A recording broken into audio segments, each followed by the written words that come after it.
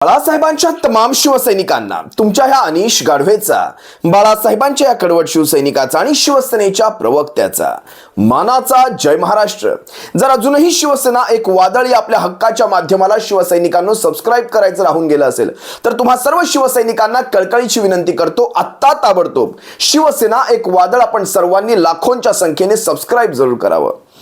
आजच्या व्हिडिओचं शीर्षक पाहिल्यानंतर, ते टायटल पाहिल्यानंतर तुम्हा सर्वांना आनंद झाला असेल, मलाही आनंद झालाय।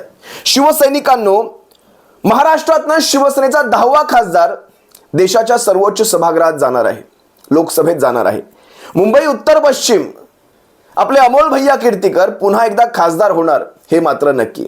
मनात अजूनही आशा आहे, कुठेतरी न्यायदेवतेवर अजूनही विश्वास आहे, अजूनही विश्वास आहे। या शब्दाला अंडरलाईन करा। याचं कारण असं, जवळपास 6 महिने झालेत मुंबई हायकोर्टामध्ये शिवसेनेची केस, म्हणजे शिवसेना उद्धव बाळासाहेब ठाकरे पक्षातर्फे अमोल भैया कीर्तीकरांतर्फे ही केस लढवली जाते। आणि आज माननीय मुंबईच्या हायकोर्टाने हा निकाल लिफाफा बंद केलेला आहे, हा निकाल राखून ठेवलेला आहे।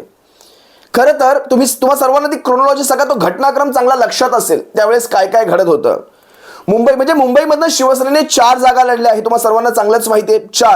4 पैकी 3 जागांवर शिवसेनेचा विजय दाखवलाय आणि एका जागेवर, मुंबई उत्तर पश्चिमच्या जागेवर जवळपास 47 मतांनी शिवसेनेचा पराभव दाखवण्यात आला। 47 मतांनी पराभूत झालेली ही देशातली एकमेव लोकसभेची जागा असेल। 47 मतं। बरं, ह्याचं पण तुम्हाला सांगतोय गौड बंगाल कसं आहे। सुरुवात यांनी कशी केली पहा। ज्यावेळेस अमोल भैयांचा जवळपास 3 वेळा विजय घोषित झाला, 3 वेळा माध्यमांवर आलं अमोल भैया कीर्तीकर, मुंबई उत्तर पश्चिम, शिवसेनेने मुंबईतल्या 4 पैकी 4ही जागा राखल्या आणि शिवसेनेला मुंबईत पराभूत करणं हे काही सोपं नव्हतं। यंदाच्याही विधानसभा निवडणुकांमध्ये काय गफले झालेत हे मी तुम्हाला काही काळात सांगेलच, त्याविषयी देखील आपण एक सविस्तर व्हिडिओ केलेला आहे। अनेक गोष्टी घडलेल्या आहेत। काल दिल्लीमध्ये ज्या प्रकारे एक आढावा बैठक झाली, यामध्ये जो काही डेटा समोर आला, अतिशय धक्कादायक डेटा आहे विधानसभेच्या निवडणुकांमधला। वाढीव मतदारांचा किंवा वाढीव मतदार नेमके कुठे कुठे वळाले, 4 महिन्यात किती वाढीव झालं आणि ह्या वाढीवमध्ये कुणाकुणाचे हात आहेत, सगळे हात काय पाय आहेत, सगळं आपण बाहेर काढलेलं आहे। सगळ्या गोष्टी वेळप्रसंगी जिकडे जायच्यात तिकडे बरोबर पोहोचतील। पण आज जी महत्वाची बातमी मी तुम्हा सर्वांना सांगतोय, देशातली ही एकमेव जागा आहे 48 मतांनी पराभूत झालेली मुंबई उत्तर पश्चिमची शिवसेनेची खासदारकी, अमोल भैया कीर्तीकरांची, शिवसेनेच्या उपनेत्यांची। खरं तर वायकरांनी, आपण त्याही वेळेस व्हिडिओ केला होता की वायकर, इमानाला जागा आणि आपली जागा खाली करा, ज्याचं यश त्याच्याकडे जाऊ द्या, ज्याचं यश त्याला मिळू द्या। पण कसं आहे, शेवटी आजचा जमानाच हा चोरांचा सुळसुळाट झालेला आहे। या जमान्यामध्ये हे कलियुगातलंही कलियुग मला वाटतं। चोरांचा सुळसुळाट, माफियांचा सुळसुळाट, गद्दारांचा सुळसुळाट। आजच्या जमान्यात कोण ह्या सगळ्या गोष्टी, इमान वगैरे कुठे विकून खातील यांचं ह्यांना माहिती। पण आज मुंबई हायकोर्टाने, खरं तर हा मुंबई हायकोर्टातला निकाल आहे, काही सुप्रीम कोर्टातला निकाल नाही, किंवा निकाल अजून माहिती देखील नाही आपल्याला, पण त्यांनी तो निकाल राखून ठेवलेला आहे। आता राखून ठेवण्याचं कारण काय असतं, म्हणजे ज्यावेळेस आतमध्ये इंटरनल डिस्कशन चालतं पॅनलमध्ये, त्यावेळेस निकाल एक वेळेस राखून ठेवला जातो। इंटरनल डिस्कशन अजूनही बाकी असेल, कुठे अकॅडमिक काही गोष्टी चेक करायच्या असतील का, पण एकंदरीत हा निकाल पाहता मुंबई हायकोर्ट हा निकाल पॉझिटिव्ह देण्याची शक्यता मला जास्त वाटते। कारण ह्याचं महत्त्वाचं कारण लक्षात घ्या, या सगळ्यामध्ये स्टँडर्ड ऑपरेटिंग प्रोसेस ज्याला म्हणतो आपण, SOP, या SOPचा भंग झालेला आहे। सगळ्यात पहिली जी SOP होती, म्हणजे इलेक्शन कमिशन ऑफ इंडियाने ठरवून दिलेली जी SOP असते, ज्यामध्ये बॅलेट काउंटिंग हे अगोदर घ्यायचं असतं आणि त्यानंतर EVM काउंटिंग असतं। हे काही वेगळं सांगायची गरज आहे का इथे, तर अजिबात नाही। इकडे नेमकं घडलं कसं, निकालामध्ये EVMच्या काउंटिंगमध्ये जो काही डिफरन्स तयार होईल, जो काही फरक तयार होईल, त्याप्रमाणे बॅलेटला कमी जास्त करायचं, अशातला प्रकार इथे दिसला। म्हणजे पहा ना, सुरुवातीला ज्यावेळेस पहिला विजय घोषित झाला त्यावेळेस 3600 मतांनी वायकर साहेबांनी आपला, म्हणजे वायकर साहेबांचा पराभव झाला, रवींद्र वायकरांचा पराभव झाला। साहेब कसला म्हणतोय मी, चुकून नाव आलं, रवींद्र वायकरांचा पराभव झाला। त्यानंतर अमोल भैयाचा 3600 मतांनी विजय। त्यानंतर दुसऱ्यांदा फेरमोजणी, बघा फेरमोजण्या किती वेळा व्हाव्यात, 6 वेळा, 6 वेळा कोणी फेरमोजण्या करत. बरं 6 वेळा फेरमोजण्या झाल्यानंतर मी त्या प्रिसाइडिंग ऑफिसरचा देखील एक सविस्तर व्हिडिओ केलेला आहे. ज्यावेळेस त्यांची ती प्रेस कॉन्फरन्स त्यांनी घेतली होती, कशा प्रकारची त्यांची ती देहबोली होती तुम्ही पाहिलं असाल. कशा प्रकारे प्रेसला उत्तर देताना कशा प्रकारे सारं काही मोजून मापून ठरवून आणलं होतं बघितलं असाल तुम्ही त्यावेळेसचं. मला तो घटनाक्रम अगदी विसरता येणार नाही. माझ्या समोर सगळा घटनाक्रम आहे, पण सगळं सविस्तर इथे सांगणार नाही, कारण तुम्हाला सर्वांना चांगलंच माहिती आहे नेमकं त्या काळात काय घडलं होतं. 6 वेळा फेरमोजणी आणि 6 वेळा फेरमोजणी मान्य. बरं, फेरमोजणी झाल्यानंतर प्रत्येक फेरमोजणीमध्ये 500-500 ने मतदान कमी होत गेलं. मग आधी काय घोळ घालून ठेवला होता? जर 500-500 ने मतदान कमी होत आहे तर 3600चा हा फरक लक्षात घ्या. जवळपास 119 पर्यंत किंवा 119-120 पर्यंत हा फरक खाली आणला. ईव्हीएमचा फरक एवढ्या खाली येऊ शकतो फेरमोजणी, अशा प्रकारची फेरमोजणी असते. बरं, आला तर आला. त्यानंतर बॅलेटची पुन्हा फेरमोजणी, आणि बॅलेट फेरमोजणी बनण्यापेक्षा बॅलेट शेवटी घ्यावेत मोजणीसाठी. बॅलेट घेतल्यानंतर जे बॅलेट आधी अपात्र सांगितले होते ते बॅलेट सुद्धा पात्र केले गेले. म्हणजे बॅलेट मोजताना सुरुवातीला काही बॅलेट अपात्र केले गेले होते. समजते तुम्हाला? ज्यांनी कोणी पोलिंग एजंट म्हणून काम केलं असेल आतमध्ये त्यांना सगळ्यांना हा प्रकार चांगलाच माहिती आहे. एखाद्या बॅलेटवर डबल टिक मार्क असेल, एखाद्या बॅलेटवर थोडी खडाखोड असेल, किंवा कळतच नसेल की कुठल्या चिन्हावर नेमकी ही टिक मार्क आहे, त्यावेळेस ते अपात्र केले जातात. किंवा तुमचं ॲफिडेव्हिट जे असतं, प्रतिज्ञापत्र असतं, ते जर त्याच्यात मिसिंग असेल तर तरी देखील बॅलेट अपात्र केला जातो. ह्याच्यामध्ये अपात्र झालेले बॅलेट हे तुमची संख्या ज्यावेळेस कळायला लागलं की तुमची संख्या अगदी कट्टुकट आलेली आहे, बॅलेट पात्र होत गेले.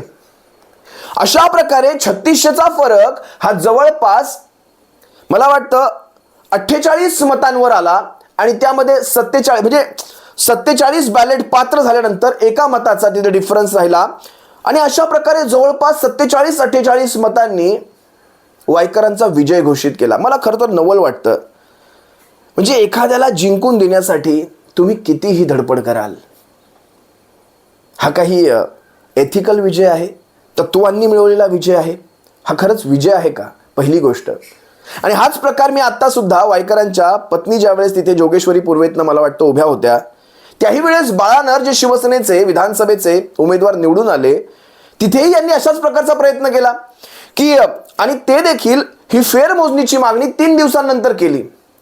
जे की तुमचं सर्टिफिकेट ज्यावेळेस तो प्रिसाइडिंग ऑफिसर, तो रिटर्निंग ऑफिसर ज्यावेळेस सर्टिफिकेट देत असतो विजय झाल्याचं, त्याच्या अगोदर तुमच्या फेरमोजणीच्या काय त्या मागण्या व्हायला पाहिजे. त्यांनी काय सांगितलं नंतर यांच्या पत्नींनी, की आमच्या ऑफिसरला आतमध्ये पोलिसांनी जाण्यास मज्जाव केला, तिथे वेळ झाला, आणि वेळ झाल्यामुळे वेळेत पोहोचू न शकल्यामुळे आम्ही हे करू शकलो नाही. हे 3 दिवसांनंतर लक्षात आलं.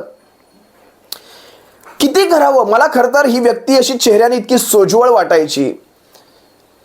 म्हणजे वाटायचं कुठेतरी चला दबावात असेल, काय ते घोटाळे वगैरे मागे लागले होते, चला कुठेतरी दबावात असेल, दबावातून हा काही निर्णय झाला असेल. शेवटी गेलेला हा आमदार तुम्हा सर्वांना चांगलंच माहिती आहे. मला वाटतं शेवटचा आमदार हा रवींद्र वायकर असेल, जो शिवसेनेतनं 16 आमदारांपैकी उरलेल्या 15 राहिले, 16वा आमदार बाहेर गेला होता. नवल वाटतं, नवल. कारण ह्या माणसाची मी गोरेगावात असेल, सुनील प्रभू साहेब आणि वायकर यांची भाषणं मी गोरेगावात गद्दारांच्या विरोधात काय प्रकारचं रान उठवायचं चालू होतं, आणि अचानक हे सगळं गोड होऊन जातं, गोड. आणि त्यानंतर लोकसभेत, आणि बरं काय तर मी निवडणुका लढवणार नाही वगैरे वगैरे सांगणारे हे निवडणुकांतही उतरले. म्हणजे शिवसेनेच्या विरोधात उभे ठाकले. शिवसैनिक हा कन्फ्यूज मनस्थितीमध्ये, एका संभ्रमावस्थेत की हा व्यक्ती खरंच चांगला असेल का, याने खरंच दडपणाखाली हा गेला असेल का, चला ह्याच्या मागे उभं राहूयात का, अशा संभ्रमावस्थेतून शिवसैनिकांचं मतदान घेतलं.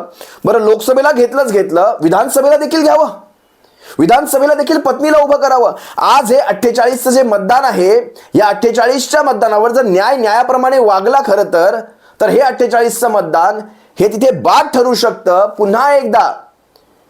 पुन्हा एकदा अमोल भैया कीर्तीकरांचा तिथे विजय घोषित होऊ शकतो. कारण त्यांच्या मेहुण्यांनी केलेला तिकडे जो गैरप्रकार आहे, त्यांच्याकडे फोन सापडणं, त्यांनी कुणाकुणाशी संपर्क करणं, ह्या अनेक गोष्टी तिथे प्रूव्ह झालेल्या आहेत.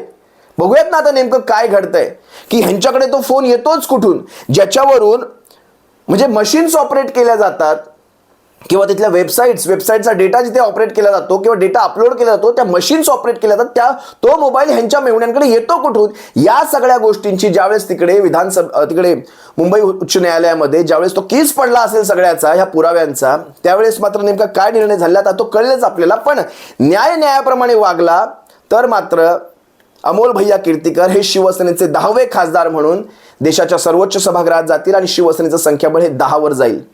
दुसरी गोष्ट, सध्याच्या परिस्थितीला पाहता न्यायाप्रमाणे वागेल का ह्याच्यामध्ये एक क्वेश्चन मार्क आहे, एक साशंकता आहे. नाहीतर हा जो लिफाफा आहे बंद केलेला, हा डायरेक्ट 2029लाच उघडतो की काय, अशा प्रकारचं पण मनामध्ये कधी कधी संभ्रम येतो. पण ठीक आहे, शेवटी आपण आशावादी आहोत. न्यायव्यवस्थेकडे अजूनही आपलं आशेने आपण पाहतोय आणि न्यायव्यवस्थेकडे विश्वासाने आपण पाहतोय. पाहूयात नेमकं काय घडतंय, तुम्हा सर्वांसमोर या गोष्टी देखील घेऊन येईल. पण आज तरी मुंबई उच्च न्यायालयाने हा निकाल राखून ठेवलेला आहे.